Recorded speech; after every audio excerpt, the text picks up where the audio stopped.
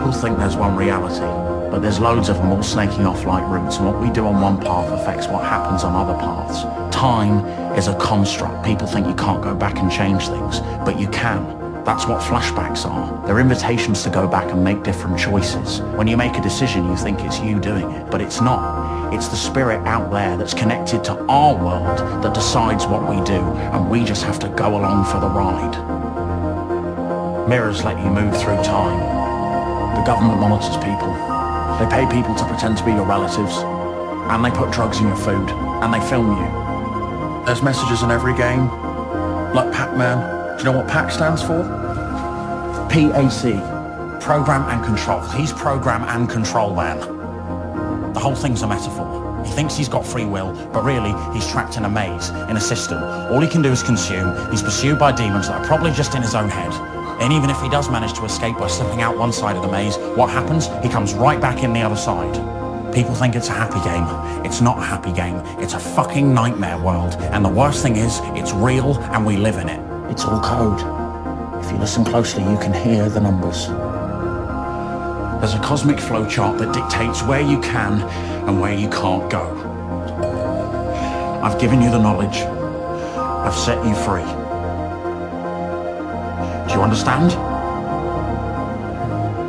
Maybe. Happy heresies and welcome to the desert of the real. Not the dessert of the real. Especially after just hearing this bonkers clip from the insanely popular Black Mirror Bandersnatch, where the Gnostic revealer Colin explains to the Neo-like protagonist Stefan about the truth of our reality, somewhere near an animated Ubix spray poster during a visionary acid trip. Yes, these are Gnostic times, and we do live in a Philip K. Dick world. And the Hermetic/Gnostic spirit is more important than ever, and still grips the interest of a culture that increasingly knows it's just the catamite of wickedness in high places. As a compliment, let me quote Philip K. Dick from his exegesis, which correlates well with the ethos of this podcast and the essence of Black Mirror, really much of the entire series. Gnosticism is virtually a sign-value reversal religion. That is, it assumes the ostensible reality to be a fraud, concealing the true story, which is 180 degrees opposite. Hence the need for the revelation of the gnosis. Everything must be read backward. We are secretly in a giant prison, secretly in thrall. There is a deliberate occlusion practiced on us by hostile warders. The truth is not just hidden, it is deliberately hidden to keep us in ignorance. Were we to know the truth, all would be turned around, all that we see. There is then, in Gnosticism, a built-in, revolutionary, subversive basis fighting the ruling powers of this world. As long as the Matrix exists, the human race will never be free. Furthermore, in Valis, Dick provides this statement that summarizes our social media, short attention span, uncivil era, and breakdown on how to express ourselves in a way that changes both inner and outer circumstances. It's like a bad Roblox reality. Ooh. The quote goes, "Something has gone wrong. We can't read outside and can't hear inside. So I say we have become idiots. The origin of the word idiot is the word private. Each of us has become private and no longer shares the thought of the world brain. Thus our real life and purpose is conducted below our threshold of consciousness." We are bored. We're all bored now. But has it ever occurred to you, Wally, that the process that creates this boredom that we see in the world now may very well be a self-perpetuating, unconscious form of brainwashing created by a world totalitarian government based on money? Between Black Mirror and Valis, it's grim, but there is plenty of liberating imagination, communication expression tools, and joyful transgression as you embrace the Gnostic promise to combat the Gnostic nightmare. As you arrive to the virtual Alexandria and listen once again to Aeon Byte Gnostic Radio. I'm so grateful you're here because you are the final authority, have always been, and I know you're going to do so many wonders. I just know it. I just know it. No matter what anybody tells you, words and ideas can change the world. I am Abraxas in his meat machine incarnation of Miguel Connor, broadcasting in the frigid Illinois countryside near a town called Wakanda, patiently waiting for the beginning of the world. I am your Pompatus of Gnosis, but so are you, as your company and feedback and support lets us all know we're not alone, and we're going to win this revolution of the spirit and the mind in the name of Hypatia of Alexandria and all other martyrs of Gnosis. Yes, it was Rod Sterling who said in the Twilight Zone, "We will not end the nightmare, we'll only explain it." But once we understand the nightmare, after explaining it, become an observer of this bad Roblox reality, then we can allow the dreams of forgotten gods and a lost wisdom to return to this world. Where hope dies, imagination must live. And then we write our own gospels and live our own myths. My father says that almost the whole world is asleep. Everybody you know, everybody you see, everybody you talk to. He says that only a few people are awake, and they live in a state of constant, total amazement. We will deal with consciousness, awakening, and effective expression in the Philip K. Dick world on this January, the year of our Demiurge 2019. Our guest is Zebra Love, author of The Indwelling. Truly a pleasure to have Zebra materialize at the virtual Alexandria.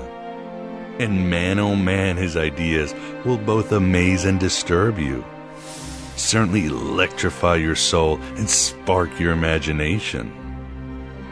A truly encompassing discussion where, beyond his book, we also deal with such topics as free will, reincarnation, psychedelics, mystic experiences, and much, much more.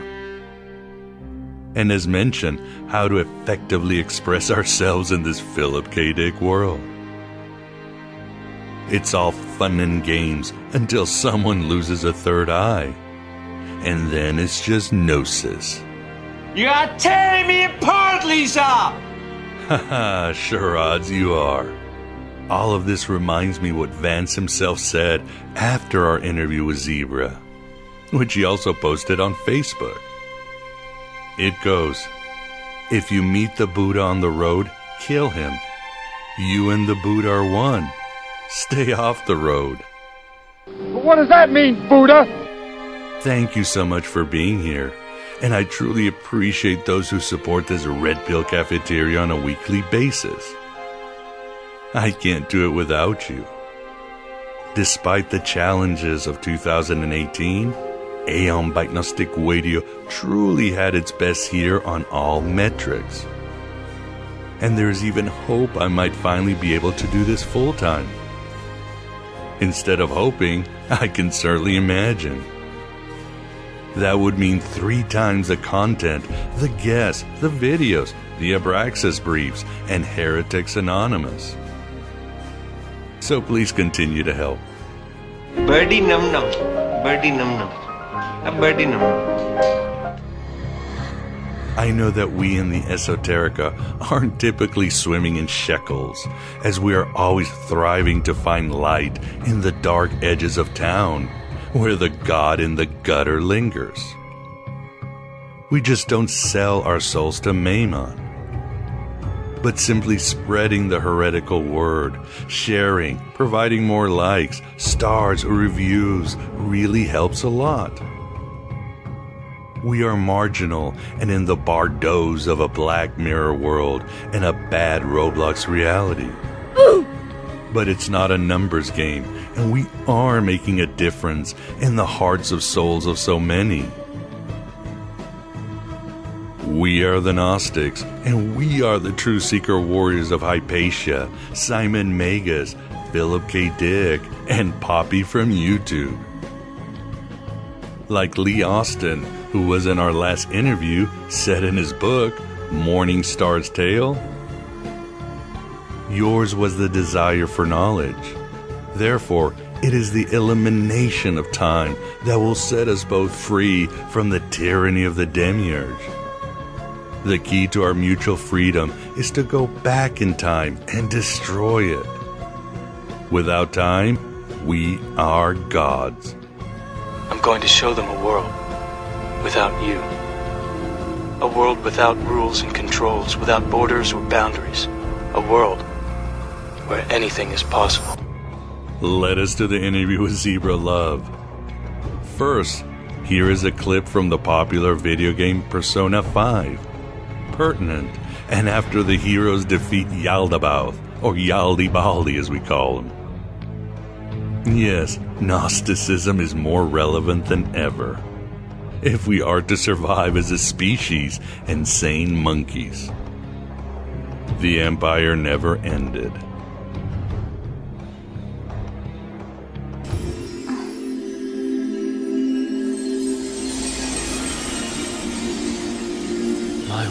Why is everything... The whole world is a product of cognition. It can be freely remade. The same goes for you and everyone else. Soon a new world will come. One where mankind isn't held captive. The world will shine brightly as long as you hold hope in your hearts. Remember, there's no such thing as the real world. What each person sees and feels, those are what shape reality. This is what gives the world infinite potential. Even if you feel that only darkness lies ahead, as long as you hold hands together, see it through as one, the world will never end. The world exists within all of you. This is the AM Byte interview, and with us we have the pleasure of being joined by Zebra Love to discuss his work, The Indwelling, and a whole catalog of fascinating esoteric topics. How are you doing today, Zebra? Oh, I'm doing great. You know, I don't have many complaints ever because there's no way I can escape from whatever reality is in there any moment. Well, that's true, but we are kind of, I think part of this show and your work is trying to escape reality or find a different reality, which I hope we will do on this interview, or at least give the audience some keys to unlock some doors, right? Well, yeah, if anything, I would say it's a tricky way of trying to get people to escape from the impulse to escape. And because we're sort of saddled with this constant urge or effort to get free of something, and that urge or effort to get free of something is the thing which is constantly trapping us. So what I'm constantly doing is finding some way to work with the mind, if you want to call it that, to get it to stop trying to escape. And as soon as it stops trying to escape, suddenly there's something immensely free and living there, which can't be held down. But as long as that urge is there to escape from something, then there's still a shackle, you could say.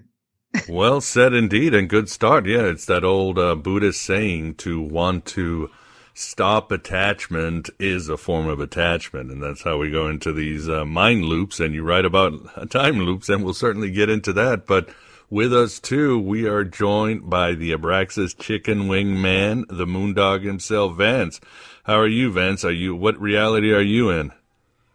Well, I'm definitely not trying to escape, because I'm going to be here for the interview. Yes, that's good to hear. We always need your help. So awesome. And of course, I was thinking we've got an interview with a zebra, a moondog, and a chicken-headed solar logo. So what could possibly go wrong? Or what could possibly go right, right? You'll see, huh? It's all just happening, my friend. There you go, all at once in infinitude. But let's get a little bit back to the material world. Could you tell the audience a little bit about yourself, your journey into embracing more heterodox forms of lifestyle and so forth? Man, okay. So as soon as you ask me about myself, then I have to open up this old catalog. So here we go. There you go, yes. I'm great at bullshitting about myself, so it's a endless well that can be drawn from of bullshitting about myself because I know that on some level, if there's a self there, it's not a self I know anything about. But the self that I imagine myself to be, I can say many different things on because it consists entirely of all these narratives that I've created about it. So with that introduction into that, I'd say my life has been a quiet little pattern happening off to the side of all this, of constantly trying to throw off all the conditioning and all the ideas which had been put into me as I'd been raised, or whatever you want to call it. So when I was young, around age 15, I got into psilocybin mushrooms, or they got into me. And that changed a lot of things for me because I started having all these wild mystical experiences, if you want to call it that.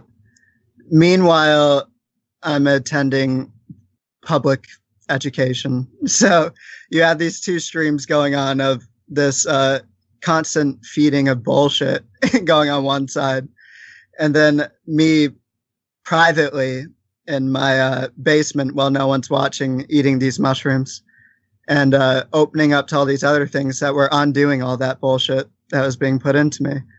So after that, I got into all these all the things you think you have to get into when you start getting into that side. I got into Buddhism and psychology, depth psychology, studied all that stuff. I practiced meditation, Zazen every day for years. I did all of it, did the yoga, did everything like that for years. Then suddenly, and quite out of nowhere, there was something that struck me. And since that thing struck me, things have been even more off the rails than they were before. And when did you decide to start writing? What inspired you to start writing and really recording things? I mean, as they say, what was the actions? Because like you, I had sort of a misfit life, drugs, listening to rock and school, wondering, suddenly realizing, oh my God, this the official narrative of the universe is wrong, and so is culture. But there's always that pivot where you want to express, write poetry, or get serious about writing fiction and expressing your soul. When did that start? Okay, so for me to say that there is some choice in my writing is a little difficult for me, because actually writing was always the thing for me, which I was not very infatuated with. I didn't love so much, but it always came so naturally to me. It was the most natural thing for me. And as early as second grade, I had people telling my parents, oh, you've got to get this kid into special writing programs, whatever. And it was actually only my stubbornness over all these years of wanting to be something else than what I was. I wanted to be a musician first and foremost. I wanted to be I guess like an artist in different ways than writing. But eventually this thing caught up with me that the writing is what comes naturally to me. So it's only a fight with myself to try to get away from that. So I embraced it then. And now I adore writing. As you know, I wrote The Indwelling, which is a novella. I have that essay I sent you. And then I have a book coming out very shortly. So this is perfect timing, called Elephant Tusk. And that's my labyrinth. It's 800 pages.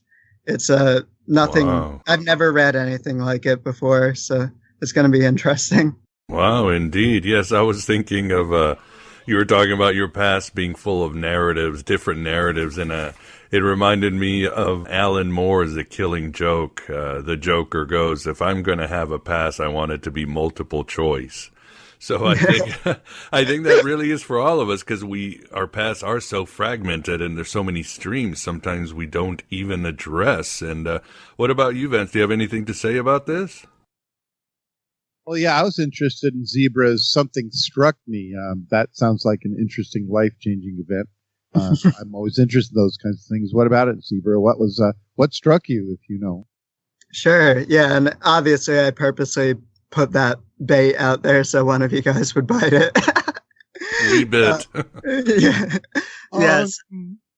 It's a bit of a tale, and of course that tale is also, I really love that quote you just shared, Miguel. That's awesome. But it's also a narrative, of course, but it's the narrative I would use to describe what happened. So like I said, I had been on this journey for, I want to say, a decade. Constant just searching for something. No idea really what I'm searching for, but you get this idea that there's some place to get to or some other way to be. And that went on for a long time. And I had moved out to Washington State to be with my partner at the time.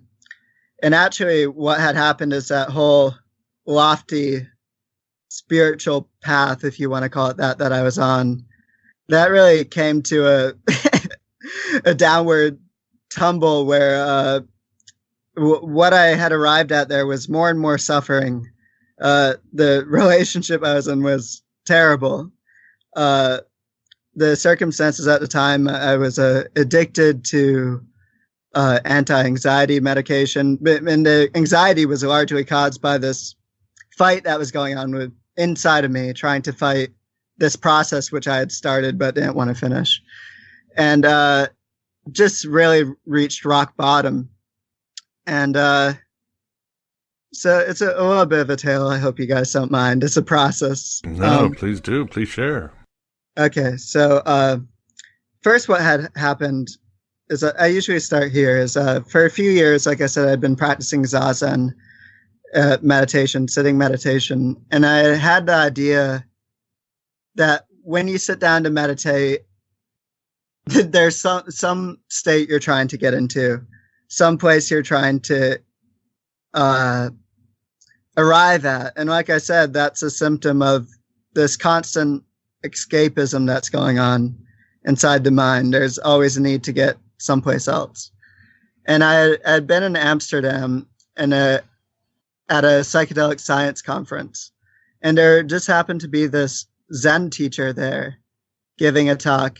He was the only person that was giving a talk unrelated to the other talk. So it was interesting he was there. And something he said really changed things for me. He said, Westerners really think that when you sit down and you're trying to meditate, that you're trying to become comfortable in some way. But actually what you're trying to do is to embrace the discomfort that's already there. And that completely flipped my view. Yeah, it really flipped my view of the practice, because what I had always been doing is true, that I'd sit down and meditate because on some level, even if I couldn't admit it to myself, I wanted to get away from whatever discomfort was there. So it immediately made sense to me that I have to work what's with what's there rather than trying to get someplace else. So I returned to the States, and it only took a few months. I was practicing this, and I remember one day I was sitting there meditating, and suddenly the impulse when I was sitting there meditating to try to get someplace, that just shorted out. And suddenly I saw all these patterns in myself, all the human qualities I was trying to suppress on the spiritual path, the anger, the shame, the guilt, all the shadow material. It was there, and something clicked in me. It said, why are you trying to get away from these things? Because these things are yourself. And immediately when that clicked, there's a burst into tears and just forgiveness. And that was just a small little happening, but it's what really opened me to this other thing. So after that happened, suddenly the ambition to get somewhere else entirely vanished from me. And I always joke with people. I say, you spend years trying to quiet your mind. And when your mind is finally quiet, you have no idea that it's quiet. You don't know that you've quieted your mind, you have no way of understanding that you've quieted your mind when it's finally quiet, because the mind's quiet. And so for a little bit, I was going about my business, just really existing. I didn't have any cause or anything. I didn't really care what happened. Didn't care if I lived. Didn't care if I died. I was just going about my business because this ambition to get somewhere else had ended, and ended completely. And then I remember one day I was walking out of my apartment door in Washington, and something suddenly, that's when it struck me. Something suddenly clicked that the way I normally explain it is that my whole life I had thought that I had been controlling myself, that I had been steering myself around from inside my body. Like I had thought that my brain was controlling the rest of my body, which is a pretty popular assumption. And something clicked that suddenly I realized that this had never been the case. I'd never been controlling myself. And the sense of that control vanished in an instant. And what remained after that is for about a month, I was in this state of pure, whatever, all the words for nirvana, whatever you want to call it, pure bliss, total acceptance.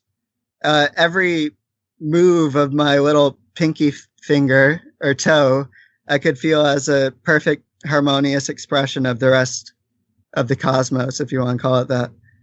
And that went on for a month, but that's not the end.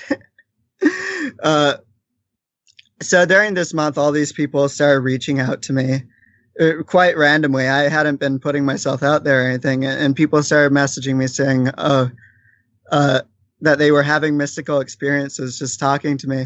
And of course, this was absurd to me because there's no sense that I was doing anything whatsoever at this point. I mean that quite literally. The sense of control had gone, so there was no sense that there was anything to do or that there was anything I could do. The sensation that replaced the sensation of control was that this entire body that was happening here, this entire physical organism that I am, is something that happens completely of its own accord, and that there's no way I can steer it. So that's a really apocalyptic thing for me to realize, because it totally shattered everything I had ever thought about anything. Because any idea of where you're trying to get to or what you're trying to accomplish is contingent on the idea that you're the one that makes that happen. But suddenly I had realized that actually whatever I am is a process that happens whether I like it or not.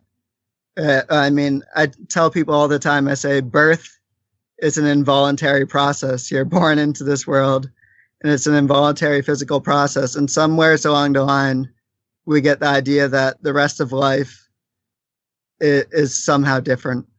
And that idea, which had been put into me by the conditioning, was destroyed. And finally, I know I'm rambling here, but there's a final part I'll get to. No, this is great. Please continue. There's one night I'm sitting there and I'm really just sitting there. Finally, after years of practicing Zazen, which it literally they say means just sitting, this was the first time I was probably ever just sitting during this month, not trying to do anything. And I'm sitting there and suddenly I feel this energy, I guess you could call it. It comes in around my solar plexus, which is the area between the heart center of the chest and the belly button. And the energy goes up my spine. You know, they talk about Kundalini or whatever in India. I really don't know if it's the same thing we're talking about, but it seems to be somewhere. This energy goes up my spine, and suddenly, quite out of nowhere, I can feel every single cell in my body, and I'm not exaggerating when I say that whatsoever.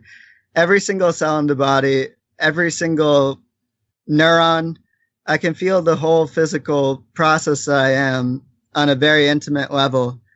And all these traumas and I guess there's like tensions in the body that we store from our trauma that we don't recognize are there.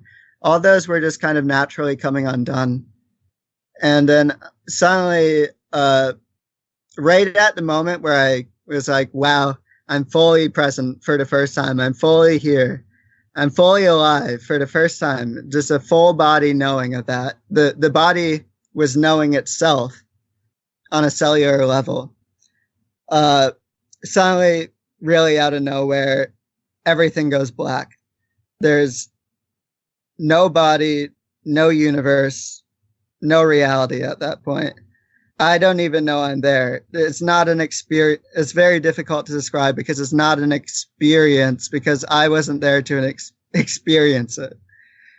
Suddenly there's just nothing.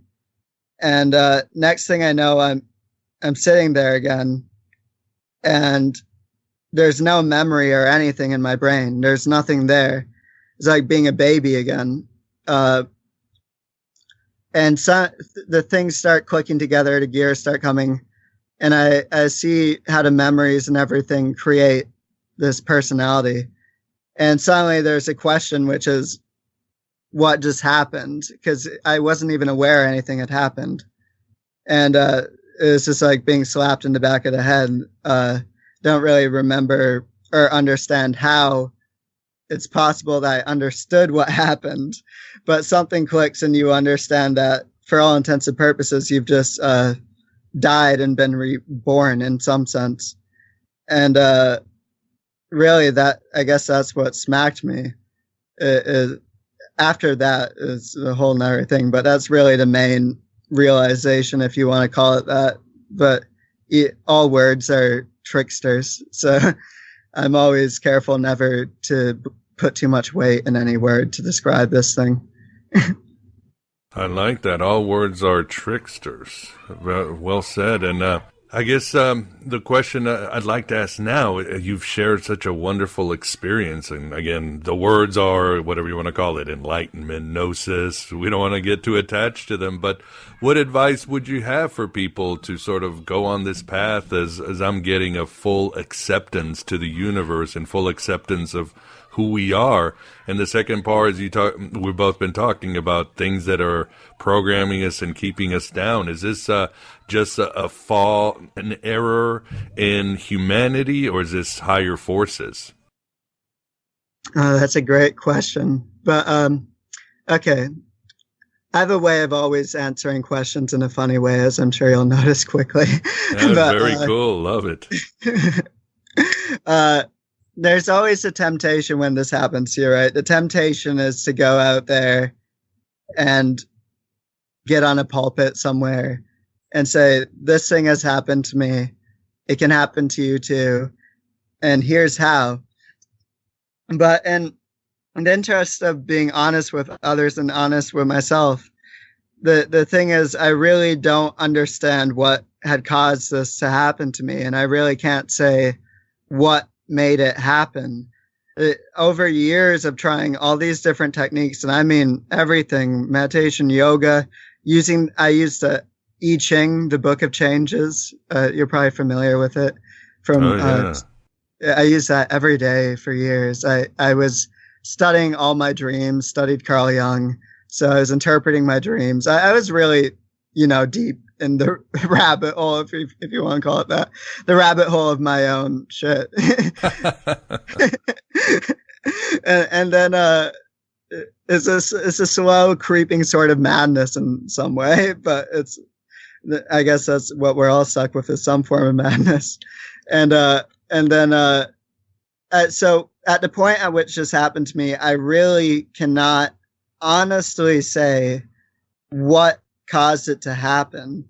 So for me to expound or tell people, you should do this to make it happen for you, it is a form of dishonesty I'm not quite comfortable with. But I mean, inevitably, I'd say read my books because they're the best attempt. In writing the books and writing the essay I sent you, which I refer to as the time lag essay, which I'm sure we'll talk about. That's an attempt to communicate how I've learned that the body seems to function here. So my approach, instead of saying that you need to do this to get rid of X or Y or Z, is to try to accurately describe how the human body is already functioning in an experiential sense, and how the mind and body are functioning. Because it's some sort of, you said, is it a glitch or something? It seems to be some sort of misperception that creates our suffering. And the misperception that I'm referring to is what I'm talking about, that somehow the brain, the prefrontal cortex, the ego is controlling the rest of the human organism around. And this is actually a subtle division, because we have the cognitive aspect of our being, which is subtly at war with the rest of the being, trying to make it do a certain thing all the time instead of allowing it to happen. And so anything I say, and I know it's a frustrating answer for some who are looking, but anything I say as advice to do this thing is immediately translated as some way to further this split or further this control of ourselves. So anything I say is misleading if I give advice. So I prefer to avoid advice in general and say, read what I've written. It's the best I can offer on that front. Otherwise, I really don't know.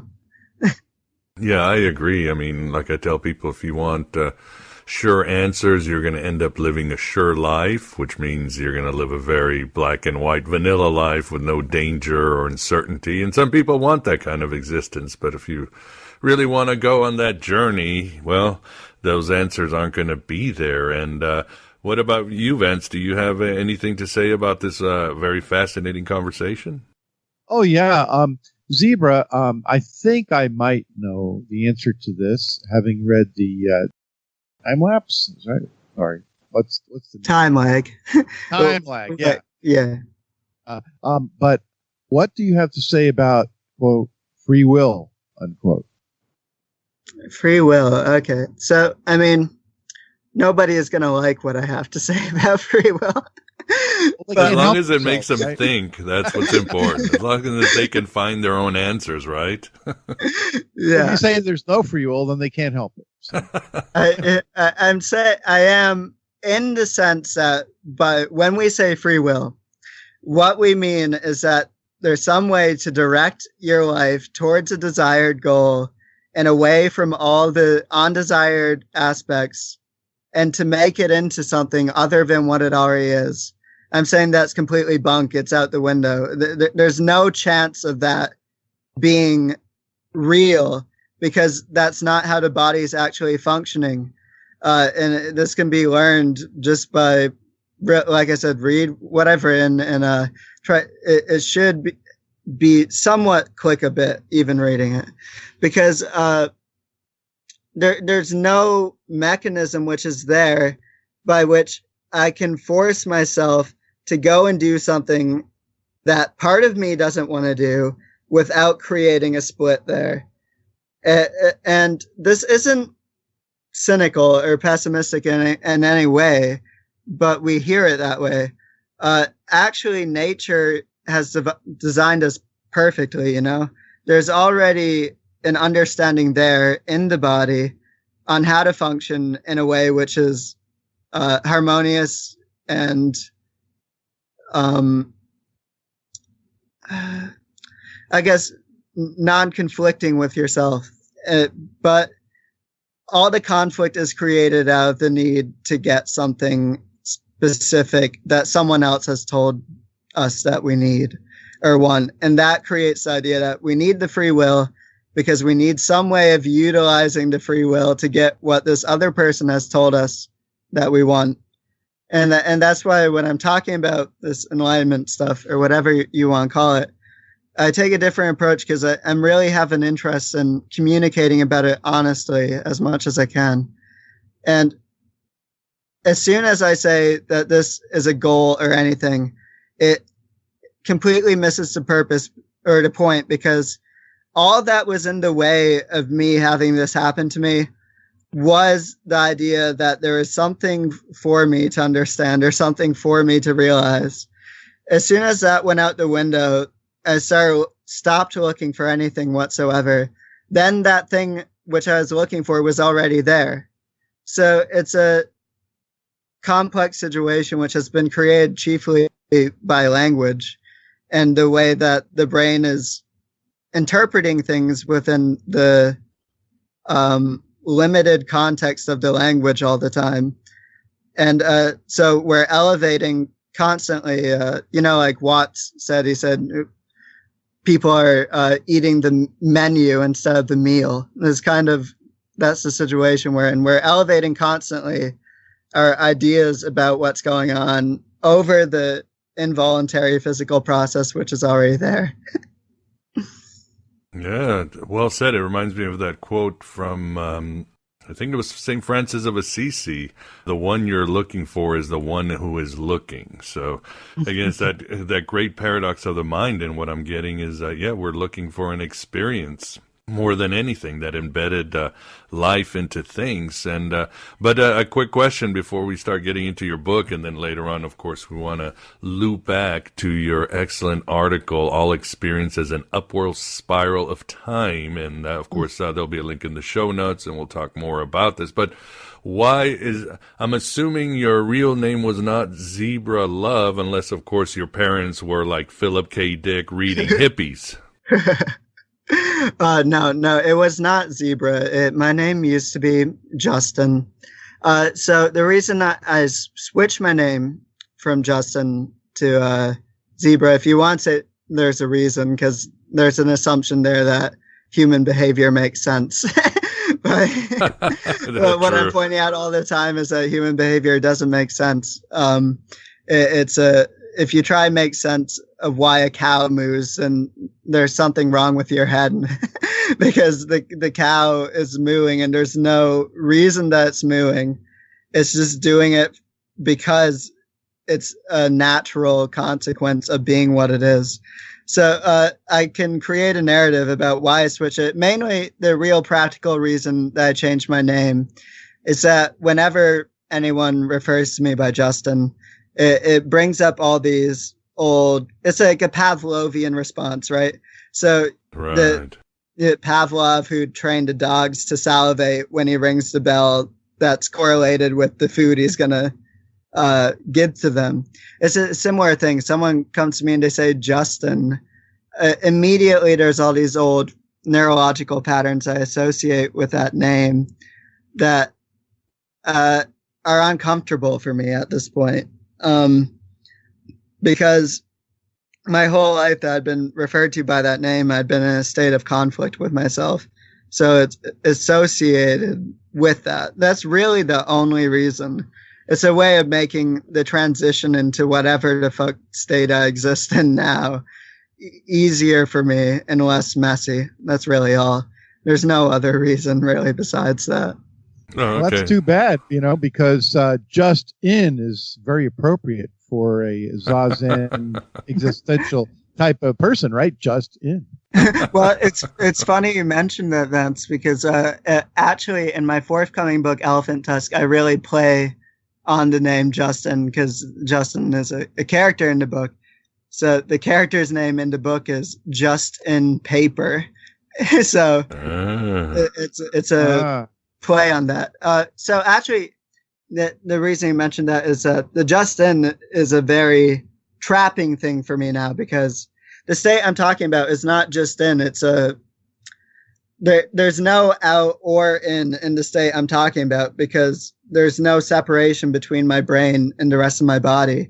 So there's oftentimes now where I have no sense of a mind in the ordinary sense because the mind, as we'll get to with the time lag, is created by a certain dissociation between the cognitive aspect and the physical aspect.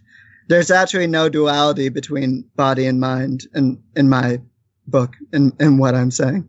There's no duality. For some sort of misconception somewhere along the line in human history, there started to be a split between the way we think and the way we behave.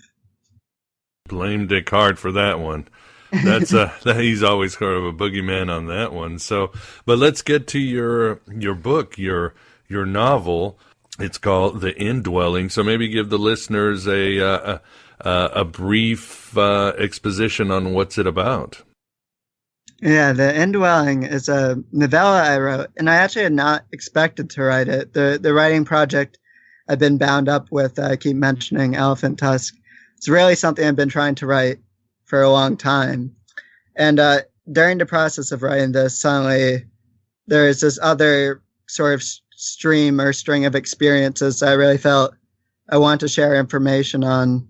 So I put the book aside and I wrote The Indwelling in about a month or two. And The Indwelling it plays with a completely different idea than what we've been talking about. What The Indwelling talks about, which is related kind of to the subject material of your program a lot, because it's a Gnostic idea, is it plays with the idea of the Archons, of these entities or forces which lurk in the shadows and keep humanity trapped in a certain false perception of the world and themselves. So the Indwelling is the zebra take on the idea of the Archons. It never is mentioning Archons, but it's pretty much the same idea. And but it's a nuanced take, as the book doesn't begin in the same place that it ends. And really, I'm using the concept in a way which is symbolic in some dimensions as well. But yeah, the plot synopsis is that there's this little town called Snooze, and there's a shaman there named Baka and his understudy named Plakoda. And Baka has been involved in studying these beings for years. And suddenly the authority of the town, King Grump, yes, tries to order Baka to stop studying these things. And that leads really into the plot from that activity of this authoritarian shooing away from looking at something veiled, and this sort of independent shaman studying it regardless off to the side.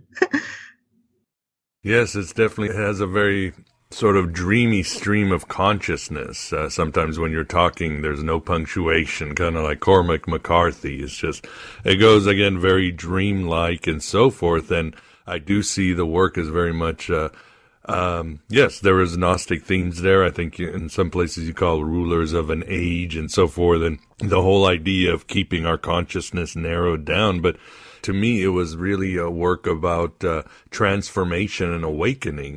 Yeah, of course. The Gnostic veil, or you want to say, talking about these possessing entities is really just a veil, because the book is a depiction of I'm glad, it sounds like you got to read it, right? So, yes, I did. I enjoyed it. That's great. Yeah. definitely very proud of how it came out. It's a depiction of the process I'm talking about, because that's the only thing I have to depict, because it's my life.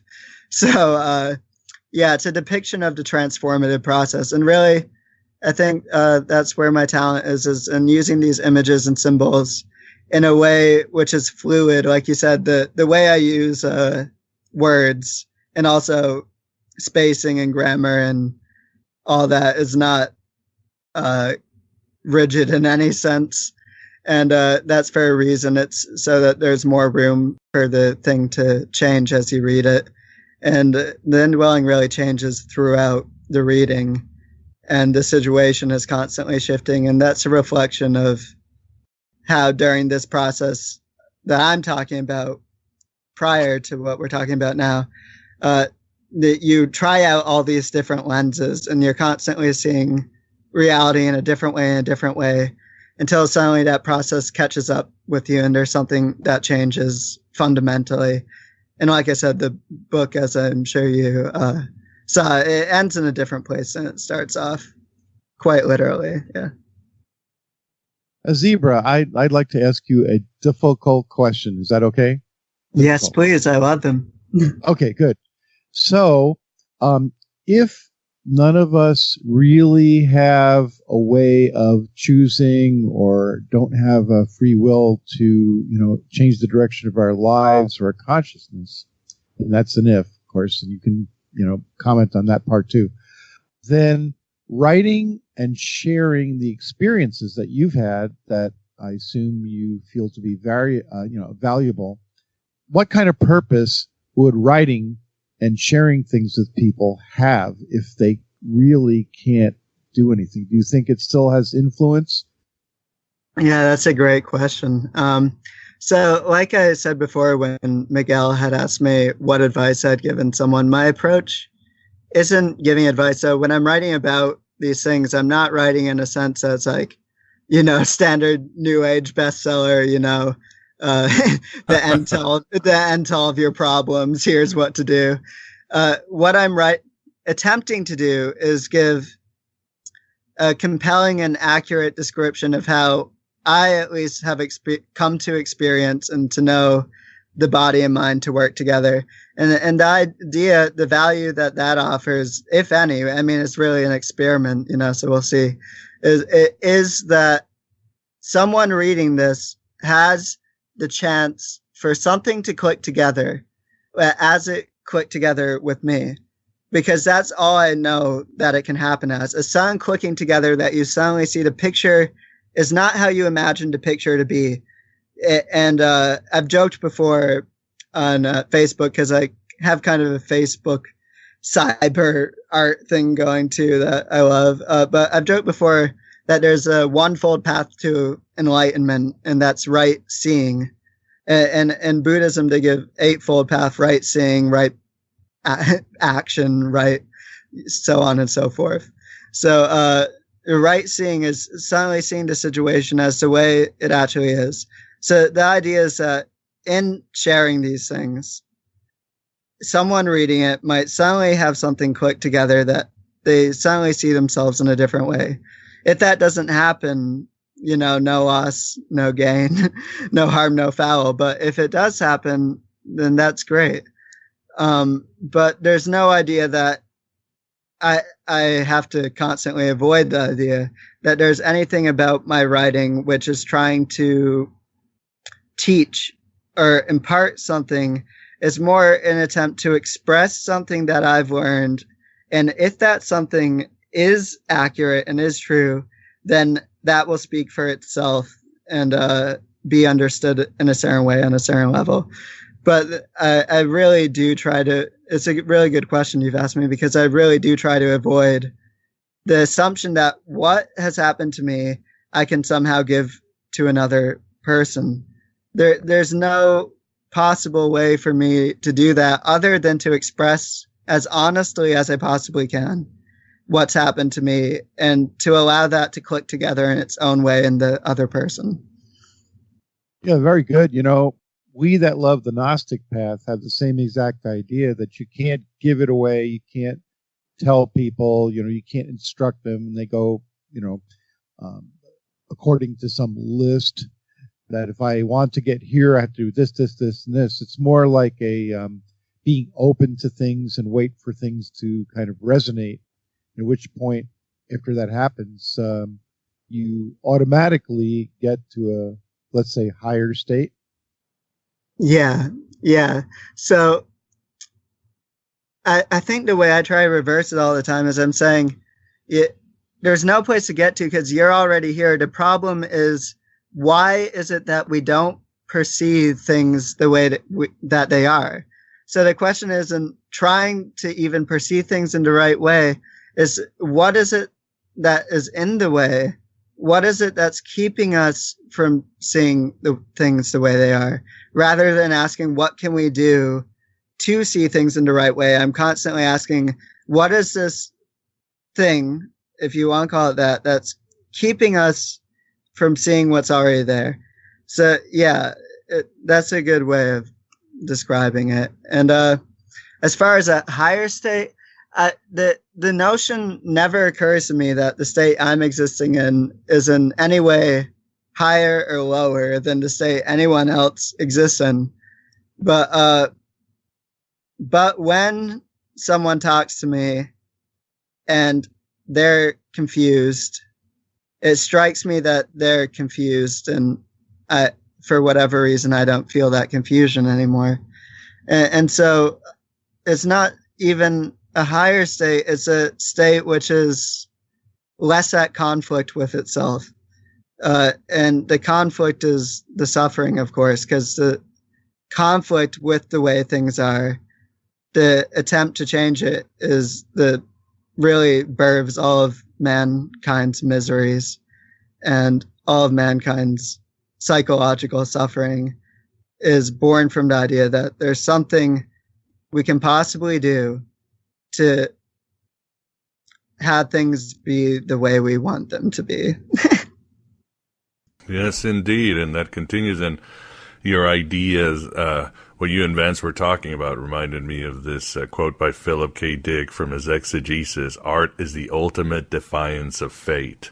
So I think that's what rang through me. But I guess the question I would have, and we really can't talk too much about the indwelling because, again, with fiction, you don't want to give away the plot. With nonfiction, you are supposed to give away the plot and let people read your work and then, argue the details and so forth. Yeah. But what I thought about what you just said, and that's always been, I guess, is an important question, especially when you're a mystic or a Gnostic or just a seeker.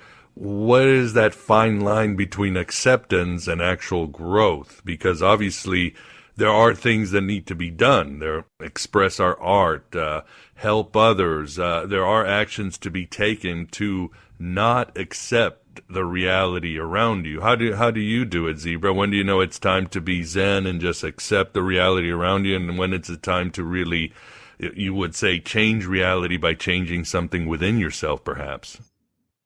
Oh, great questions, guys. Yeah, great. Really good questions. You're inspiring us, man. You're inspiring us. Awesome. Well, you inspire me with the great questions because it gives me a chance to rattle on without having any idea what I'm going to say. So I have to say that acceptance and action to me are in no way separate. So as with anything, it's impossible for me to talk without there being a bit of a semantic barrier. So when I say that there's no way for us to do anything, I'm speaking specifically within the framework of the illusory control we feel over ourselves. But the fact of the matter is that the self that is already there, just like the cow moves without knowing why it moves, it acts without needing to know why it's acting. So I'd say, for example, from my own life or whatever you want to call it, the bundle of narratives,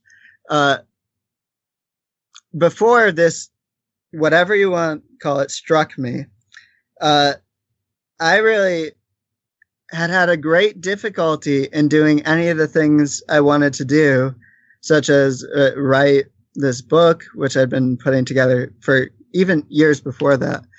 And such as recording an album, which I did, all these things. And then suddenly when this thing struck me, suddenly there's no difficulty in doing anything because I don't have any sense that it's something I need to accomplish by effort or will.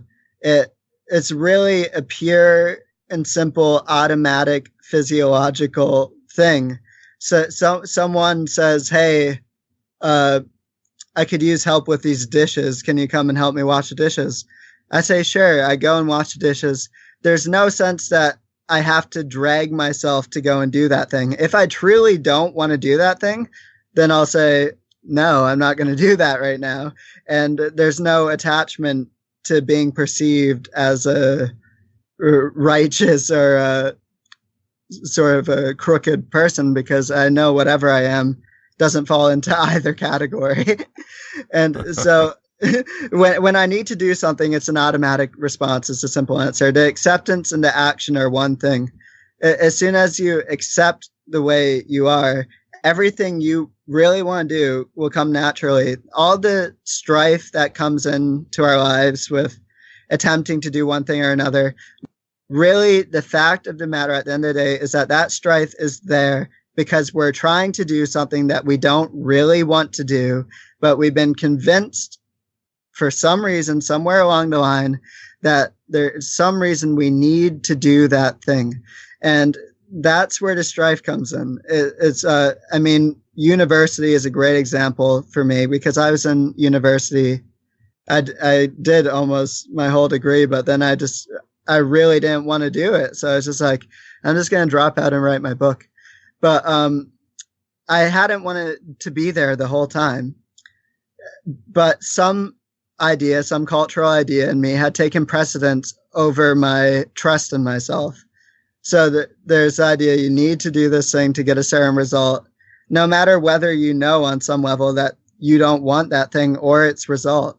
So it's really a question of finding some way to trust ourselves. And when I say trust ourselves, I mean to trust the whole physiological process that is the organism that's there, to trust it to take care of things and not need to steer it around all the time. It's really amazing what I've come across. It's so amazing for me in the sense that everything I do has become entirely effortless. I sit down and I go to talk with you guys, and it's really exciting. But I'm not worried at all that I'm not going to find things to say because there's no sense that I am the one that's consciously controlling these words coming out of these mouths.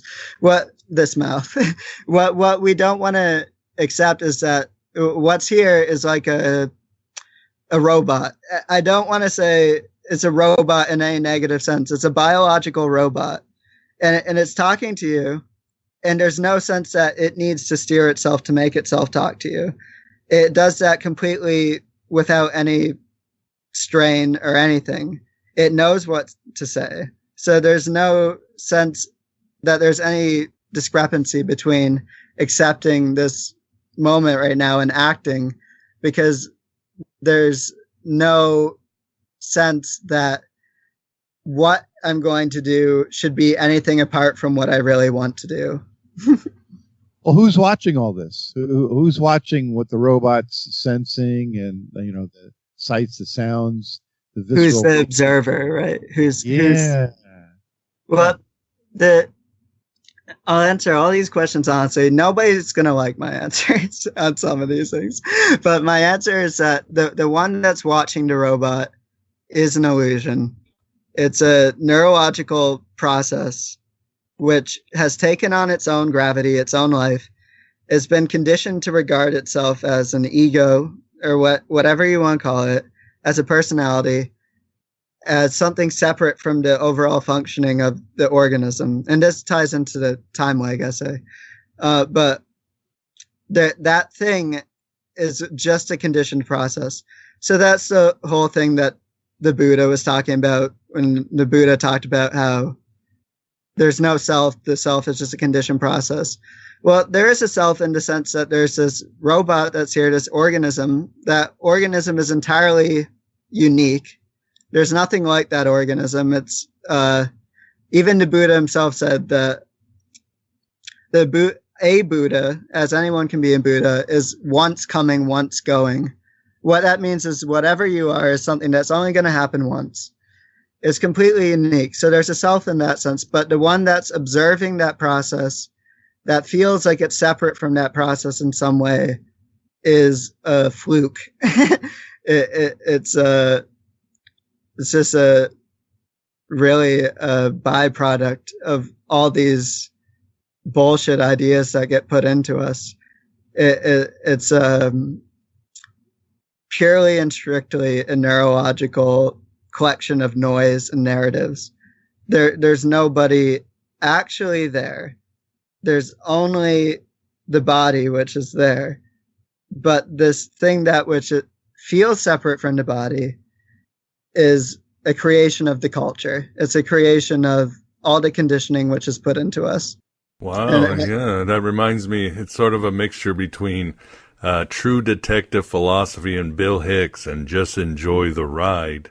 And but I guess the question or the warning might be, Zebra, and this came from a friend who was a Zen Buddhism years ago. He had to leave Zen Buddhism because he started feeling very nihilistic for the same ideas you said. And I know, yes, the Buddha said, well, I don't know if he said there's no self. Some people say the self is unknowable. I guess same difference as they say in the South. But how would you avoid nihilism? Or does this lead to nihilism like it happens with a lot of Zen Buddhists? It absolutely does not lead to nihilism if it's understood what I'm saying. Because what I'm saying goes beyond it has to be, if there's any chance of understanding whatever shit I'm throwing out right now, right? Any chance of there being any understanding of that, it has to be understood that what I'm talking about goes beyond the mind. It goes beyond the perceptual thing. So nihilism is another framework of viewing the world in a specific way. When what I'm trying to talk about is the way that this body is actually functioning. And I'm saying that the mind is an emergent process from that body. And so there's no nihilism in what I'm saying. It's actually a hidden acceptance, like we were saying before. I'm trying to really show things the way that they are. If that's a conceit for me to say that, I could possibly say that, oh well. But because as soon as we see things the way they are, it stops being a doomsday song and starts being a reason for celebration. But as long as we're fighting that, then it sounds very doomsday. If I say, oh, there's nobody really in the brain, it's a mechanical creation that's there that we call the personality. To anybody who's listening from that part of themselves, that sounds like, oh, it's completely meaningless existence, right? So I understand the question, but it's not meaningless. It's actually very meaningful, but just an entirely different sense that you don't have to any longer get the idea of meaning from something that's someday going to come to you, someday down the line, or in another life. Any meaning which is there comes out of purely and simply what you're doing in that moment. There doesn't need to be anything beyond that.